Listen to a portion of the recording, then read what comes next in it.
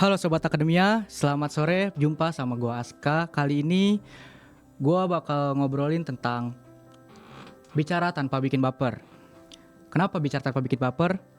Kadang kita tuh biasanya niatnya tuh cuma ngasih saran, tapi orang-orang tuh malah dibilang nyindir atau langsung nyolot gitu aja. Terus gimana sih cara kita tuh ngomong biar tetap sopan, empatik, dan gak nyakitin hati orang? Kali ini gue gak sendirian, gue udah sama tamu spesial, Naura, Ketua Communication 2025. Kita sapa dulu di sini.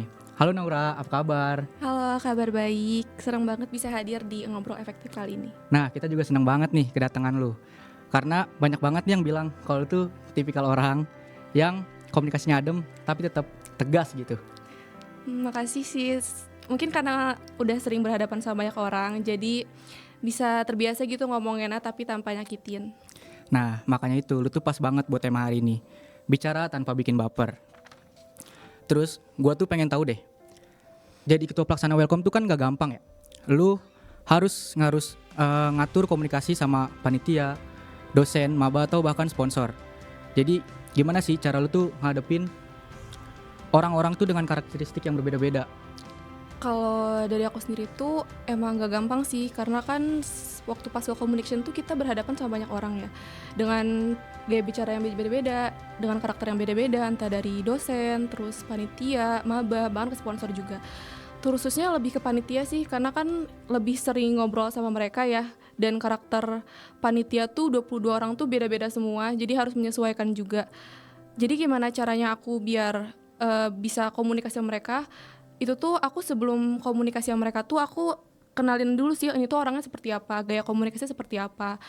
Dan kayak misalnya ada orang yang sensitif, ada orang yang emang gampang diajak ngomong, ada yang susah adaptasi juga.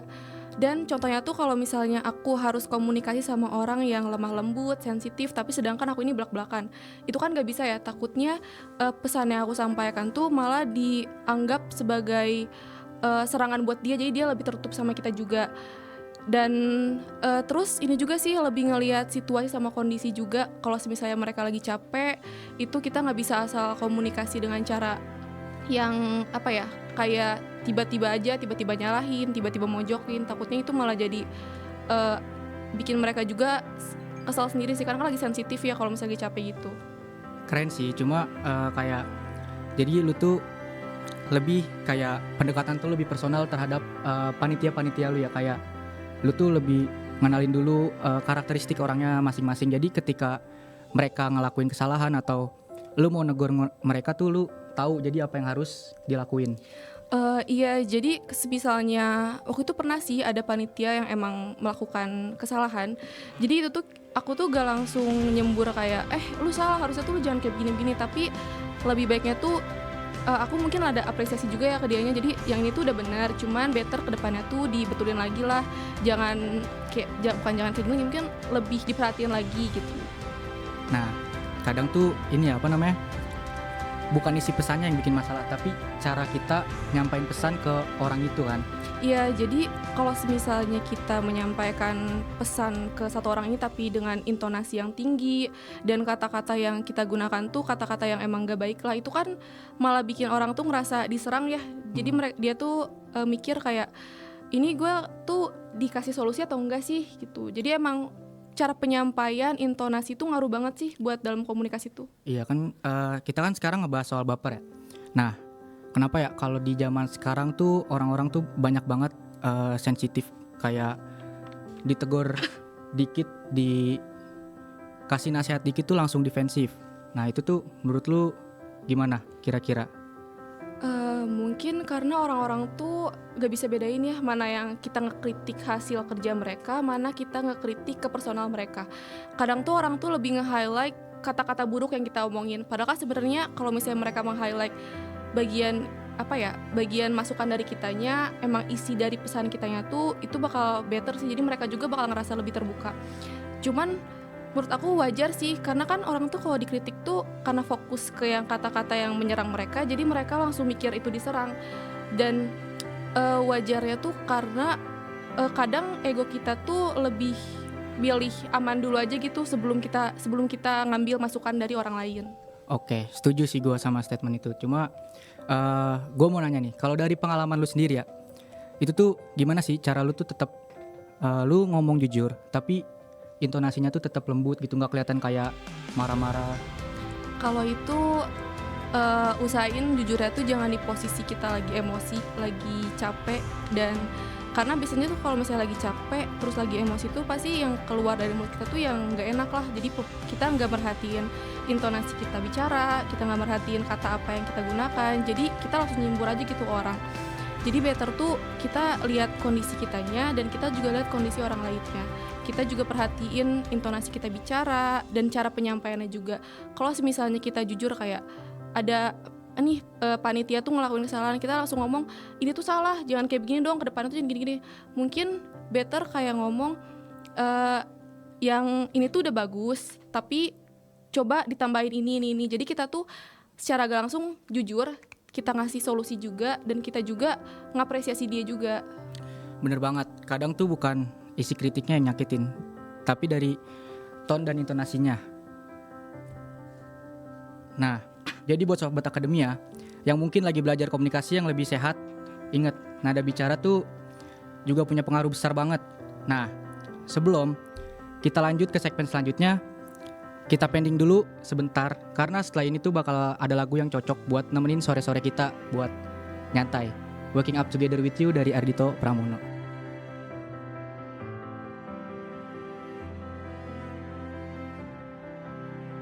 Balik lagi sama gua Aska dan di samping gua ada Naura. Setelah lagu tadi gimana? Nyantai kan sore-sore ngedengerin Ardhito Pramono. Nah, karena kita berdua anak komunikasi, kali ini gue bakal ngebahas tentang perspektif anak komunikasi. Nah, berapa penting ya kemampuan buat bicara tanpa bikin baper, terutama buat mahasiswa ilmu komunikasi kayak kita. Kalau menurut aku tuh itu penting ya, karena itu jadi fondasi utama juga buat kita anak ilmu komunikasi. Soalnya cara ngomong kita tuh menentukan siapa kita juga. Terus bukan cuma dari mulut, kadang cara kita mikir, cara kita ngerespon itu tuh ngaruh banget lah terhadap apa yang kita sampaikan. Jadi komunikator yang bisa jujur tapi tetap sopan dan empati tuh jadi bisa lebih dipercaya juga kan sama orang-orang. Jadi orang-orang tuh kalau misalnya kita menyampaikan pesan yang kita sampaikan tuh dengan baik, jadinya mereka juga tuh bisa lebih percaya sama kita.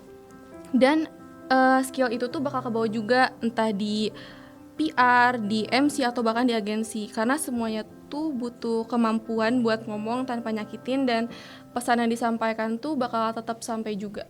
Betul, komunikasi yang empatik tuh kadang bikin orang ngerasa dihargai walau dikritik. Dan itu tuh tanda kedewasaan sih menurut gua, karena dewasa tuh bukan diukur dari umur ya, tapi gimana cara kita berpikir, terus cara kita mengolah kritik yang sampai pada diri kita. Jadi itu juga kan jadi kelihatan kedewasaan kita sebagai mahasiswa ilmu komunikasi juga kan. Jadi ngomong itu gampang, tapi buat orang nyaman waktu kita ngomong dan nyaman dengan ngomong kita tuh itu suatu kesadaran menurut aku.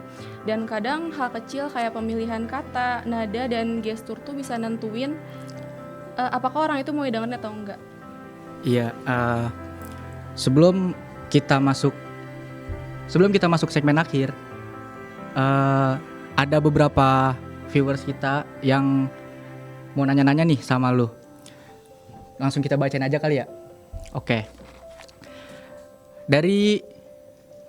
kita bacain aja pertanyaan yang pertama. Hai Mbak Naura, aku Rizky dari Sukabumi, Cicurug. Menurutmu lebih penting mana? Mendengarkan atau berbicara? Kalau menurut aku tergantung konteksnya ya, tapi pastinya kita sebelum ngomong atau berbicara tuh kita pasti ngedengerin orang dulu kan, biar kita tahu apa yang perlu kita sampaikan. Dan juga kalau misalnya kita mau berbicara, kita perlu dengerin orang juga, karena biar itu kan termasuk feedback juga ya bagi aku. Menurut aku tuh itu tuh dua hal yang saling nyambung sih. Jadi bisa berbicara tuh penting, tapi mendengarkan juga penting, karena kan kita nggak mungkin kita yang berbicara mulu tapi kita nggak ngedengerin orang lain gitu. Berarti lebih milih berbicara. Kali ya. Kayaknya kalau untuk gue lebih milih denger ya, karena ya suka lidahnya suka kelibet-libet, jadi suka bingung gitu. Paling banyak ngomong kalau lagi ada sesuatu aja.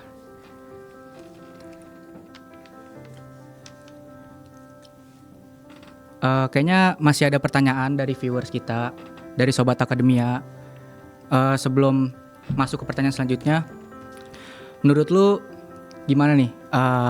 Lu sebagai anak komunikasi kan ya. Terus misalnya lu tuh berteman dengan 2, 3, atau 4 orang, tapi di pertemanan itu tuh yang satu misalnya ledekin mulu, terus yang satu tuh ada kayak bukan tukang bully, tapi disebutnya kayak dia yang ngebawa suasana biar semakin ini gitu, semakin hidup. Kayak misalnya nih, dia tuh ngomong mulu ngeledekin satu orang ini. Nah, satu orang itu tuh baperan. Dari lu sendiri tuh gimana tanggapannya? Misalnya lu intinya punya temen yang gampang baperan banget gitu. Kalau misalnya dari aku sendiri ya, pastinya aku bakal lebih hati-hati sih sama buat ngomong sama orang ini, karena kan apalagi temen ya, kalau temen tuh susah lah kalau misalnya kita ngomongnya belak-belakan, karena kan gak semua orang tuh memaklumi cara ngomong kita ya. Paling kalau ke dia ya, aku tuh menyesuaikan bagaimana komunikasi ke dia dan komunikasi ke teman yang lain. Oke, jadi kalau dari lu tuh bukan yang kayak dia baperan, males gue temenan sama dia, nggak yang kayak gitu kan?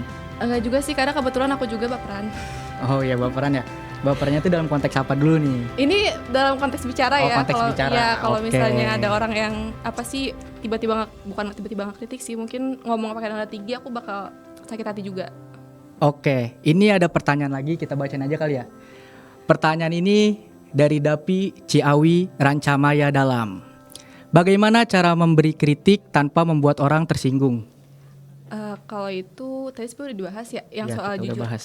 Paling kalau misalnya kita ngasih kritik, kalau aku tuh kalau ngasih kritik dibersamai sama apresiasi juga, sama solusi buat orang ini.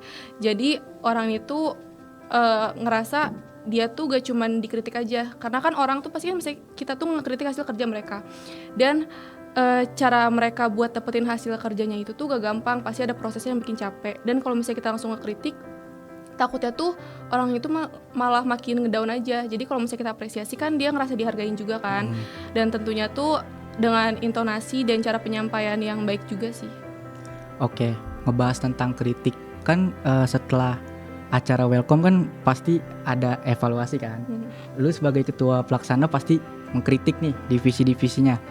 Nah, pada saat itu ada gak nih ketika lu mengkritik tapi orang itu tuh malah kayak salah mengartikan lah, malah baper sama diri lu ketika lu mengkritik orang itu? Kalau itu ada sih, cuman gimana ya, pasti kalau misalnya yang kritik tuh mau gak mau aku klarifikasi juga. Itu maksudnya aku masukin itu tuh sebagai masukan aja, bukan sebagai yang menyerang atau menjatuhkan dia.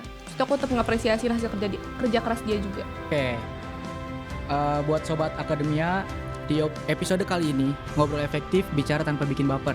Ingat, ngomong itu gampang, tapi bikin orang nyaman waktu kita ngomong itu seni.